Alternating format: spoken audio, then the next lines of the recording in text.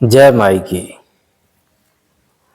अगर कोई आपसे पास आकर के कहे कि भूत प्रेत जैसी कोई शक्ति नहीं होती, तो आप में से अधिकांश व्यक्तियों का एक ही उत्तर होगा कि अगर भूत प्रेत जैसी कोई शक्ति नहीं होती तो फिर आत्मा जैसा कोई तत्व ही नहीं होता होगा, और अगर आत्मा जैसा कोई तत्व ही नहीं होता तो फिर परमात्मा, ईश्वर, भगवान जैसा भी शायद कुछ ना होता होगा।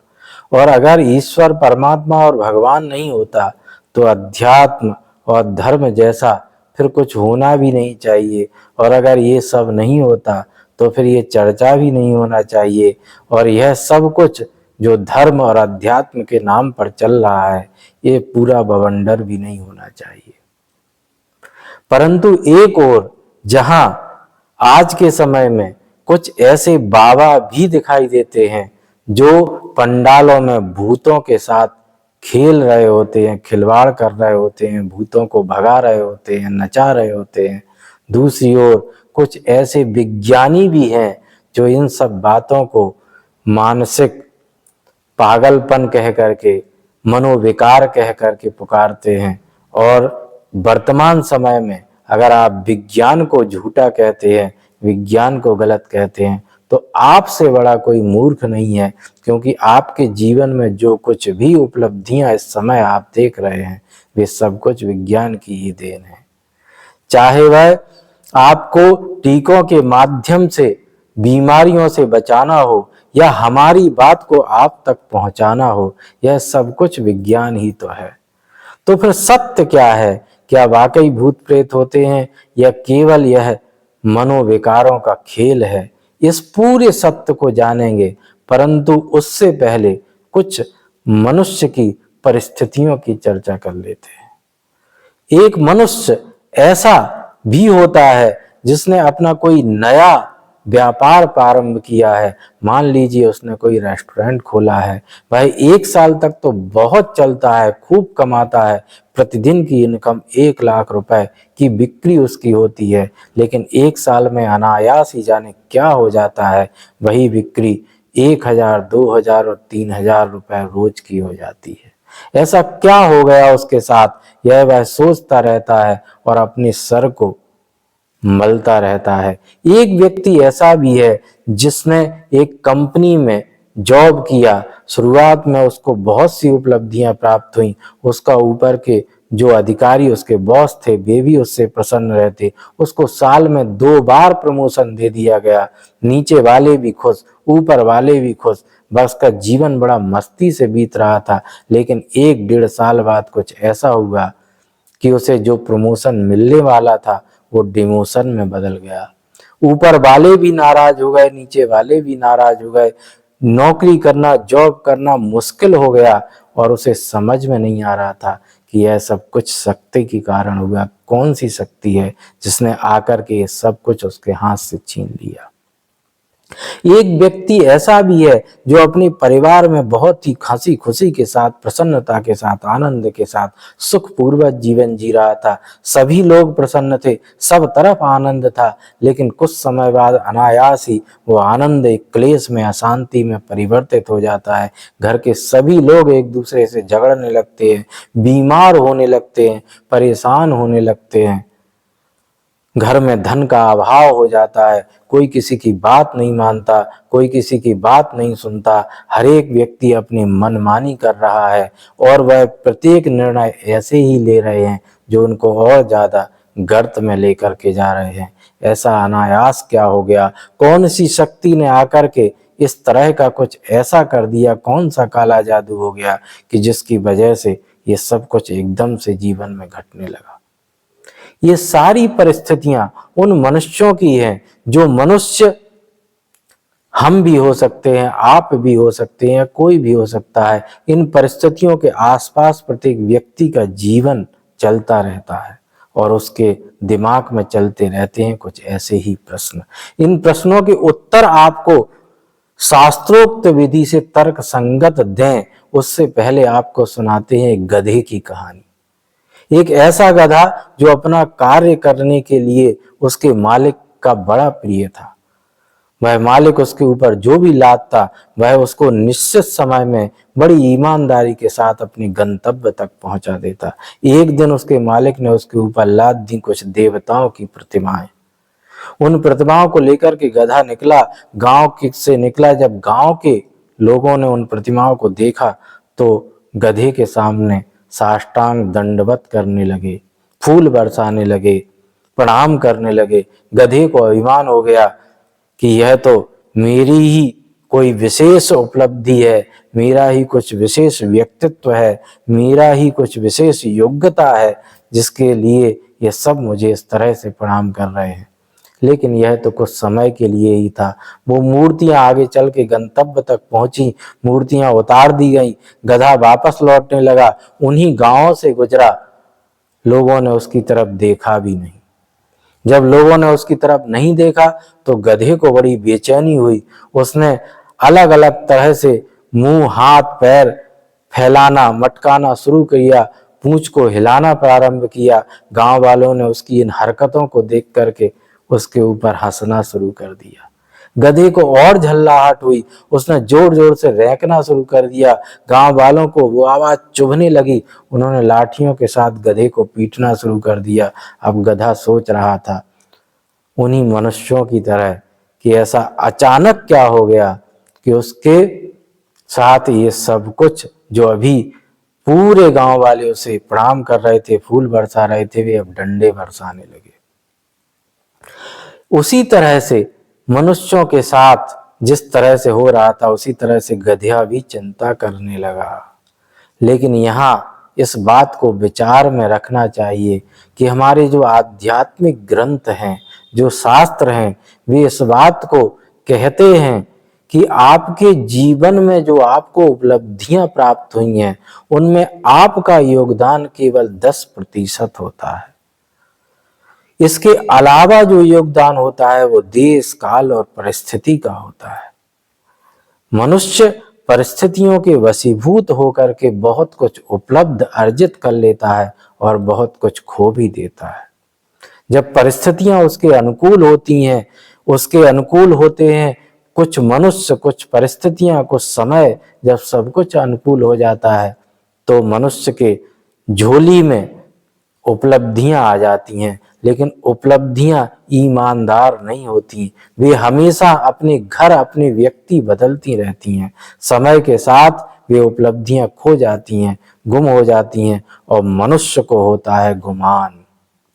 उसको यह अभिमान होता है जो भी उपलब्धियां थी वो तो मैंने अर्जित की हुई थी, मैं तो स्वयं सारी उपलब्धियों को अर्जित कर सकता हूं, तो फिर अब ये उपलब्धियां मैं अर्जित क्यों नहीं कर पा रहा हूं।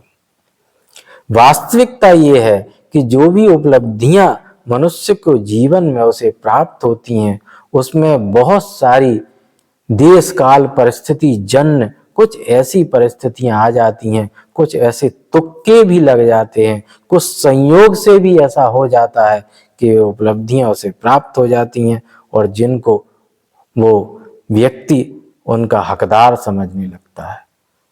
लेकिन जब वे जाती हैं तो मनुष्य परेशान हो जाता है और फिर उस परेशानी में जाकर के वह उन अपनी परिस्थितियों के लिए जिम्मेदार ठहराता है। कुछ इसी तरह से भूतों को, प्रेतों को, मृत आत्माओं को अथवा काले जादू को, तंत्र मंत्र को, क्रिय कराय को, इस सब को वो जिम्मेदार ठहराता है। ये हरकतें उसकी उस तरह की होती हैं जैसे गधा पूंछ मटकाना, पैर फैलाना, रैंकना प्रारंभ करता है, उसी तरह से मनुष्य की ये हरकतें होती हैं। वह अपने उद्यम को छोड़ करके इन सभी इस तरह के लोगों के पास जाना आना आरंभ कर देता है और जब मनुष्य ऐसा करता है तो उसके लिए तो एक पूरा बाजार और व्यापार खोले लोग बैठे ही होते हैं। उनका तो काम ही यही होता है कि आपके ही अनुरूप आपको दिखा देना, आपके ही अनुरूप आपको समझा देना और आपके हुई फिर जो पैसे हैं उनको ऐंठ करके आपको मूर्ख बना देना। तो इस तरह से जब आप सोचते हैं तो यही होता है। आवश्यकता केवल इस बात की है कि आप इस तरह के फालतू के व्यर्थ की बातों को न सोच करके उद्यमशील रहें। आपके जीवन में जब ऐसी परिस्थितियां आए तो आप उद्यमशील होकर के अपने कार्य के प्रति प्रतिदिन परिश्रम करते रहें, लगातार आप प्रयत्नशील रहें, उद्यमशील रहें। आपको याद रखना चाहिए कि जिस तरह से उद्यमशील होकर के बिल्ली को प्रतिदिन दूध पीने को मिल जाता है, सभी जानते हैं कि बिल्ली अगर आएगी तो दूध पी जाएगी, इसलिए सभी अपने अपने घरों में दूध इत्यादि पदार्थों को सुरक्षित रखते हैं बिल्ली से। लेकिन बिल्ली उद्यमशील होती है, वह प्रतिदिन हर घर जाती है और उद्यमशील होने के कारण ही उसे प्रतिदिन कहीं ना कहीं दूध पीने के लिए मिल जाता है। तो बिल्ली से यह सीखना चाहिए कि उद्यमशील होकर के जीवन जीना चाहिए। इस तरह से दूसरों के ऊपर अपनी जिम्मेदारियों को डाल देना, यह आपके जीवन को अंधकार से भर सकता है। तो अगर आप उपलब्धियां चाहते हैं तो प्रतिदिन उद्यमशील रहिए, यही शास्त्रोक्त मत है। अब बात फिर वहीं आ जाती है कि ये सब भूत प्रेत आखिर होते भी हैं या नहीं होते। तो इसके लिए एक सीधा सा सिद्धांत है, जब तक आप भूतकाल से जुड़े हुए हैं तब तक आपके जीवन में भूत प्रेत ही नहीं, आप स्वयं भी भूत ही हो। क्योंकि आपके जीवन में आप जैसा भी जीवन जी रहे होते हो, वो सब का जीवन पर जो आपके प्रभाव है वो आपके भूतकाल का ही होता है। आपके मन मस्तिष्क पर आपके भूतकाल में हुई घटनाओं की एक अमिट छाप होती है। उसी छाप से आपके व्यक्तित्व का निर्माण होता है, आप उसी तरह के निर्णय लेते हैं, उसी तरह की आपकी भाषा शैली होती है, उसी तरह का आपका व्यक्तित्व बन जाता है। और जब तक आप उस भूतकाल से मुक्त नहीं होते तब तक आपकी न तो जीते जी मुक्ति संभव है और ना ही मरणोपरांत मुक्ति होती है। ये ऐसे संस्कार हैं जो दिखाई नहीं देते लेकिन फिर भी अपने बंधन में आपको हमेशा बांध करके रखते हैं। एक ऊंट की कहानी इस माध्यम से आपको सुनाते हैं। एक ऊंट बेचने वाला था, वह प्रतिदिन ऊंटों को बेच करके कमाता था। एक रोज वह ऊंटों को लेकर के जा रहा था, रेगिस्तान से जा रहा था और फिर शाम हो गई। उसने अपने सभी ऊंटों को रस्सियों से बांध दिया, लेकिन एक ऊंट के लिए रस्सी कम पड़ गई। वह चिंता करने लगा। पास में एक गांव था, वहां से एक ग्रामीण गुजर रहा था। ग्रामीण बुजुर्ग था। उसने उसको चिंता में देखते हुए पूछा, तुम क्यों चिंता करते हो? उसने कहा, हमारे पास एक रस्सी कम है, यह ऊंट भाग जाएगा और हमारा नुकसान हो जाएगा। ग्रामीण ने कहा, चिंता मत करो, हम इस ऊंट को बांध देते हैं। उसने अभिनय किया ऊंट को बांधने का और फिर ऊंट को आराम से बिठा दिया। ऊंट बैठ गया। दूसरे रोज सुबह हुई, सभी ऊंटों की रस्सियों को खोल करके ऊंट वाला ले जाने लगा, लेकिन जिस ऊंट को अभिनय करके बांधा गया था वह ऊंट उठने के लिए तैयार न था। ऊंट बेचने वाले को लगा कि उस व्यक्ति ने जरूरी कोई जादू टोना इसके ऊपर कर दिया है।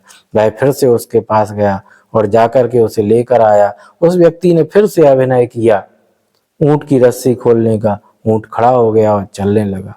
व्यक्ति बोला, मैंने इसको रस्सी से नहीं बांधा था, लेकिन ये ऊंट तो यही मान रहा था कि हमने उसे रस्सी से बांधा है, इसलिए रात भर बंधा हुआ बैठा रहा।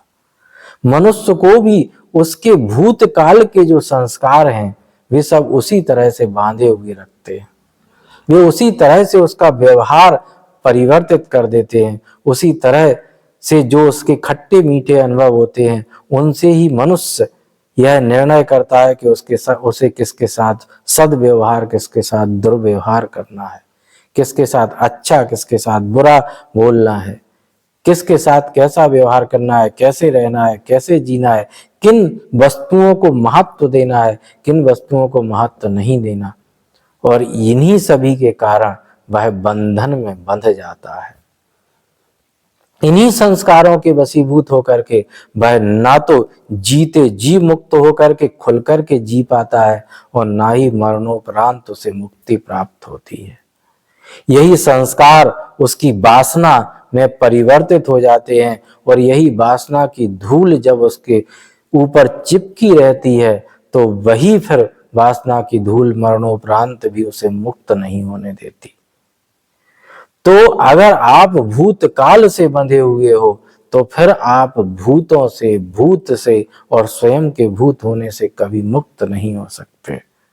इसलिए आवश्यकता इस बात की है कि आप उन भूतकाल के संस्कारों को त्याग करके केवल वर्तमान में जीना आरंभ करें। आप केवल यह सोच करके जिए कि जो हो गया उसे भूल जाना चाहिए। वर्तमान में जो सही, शुद्ध, परिष्कृत दिखाई दे रहा है उसको ही पकड़ लेना चाहिए, उसका ही अवलंबन करना चाहिए।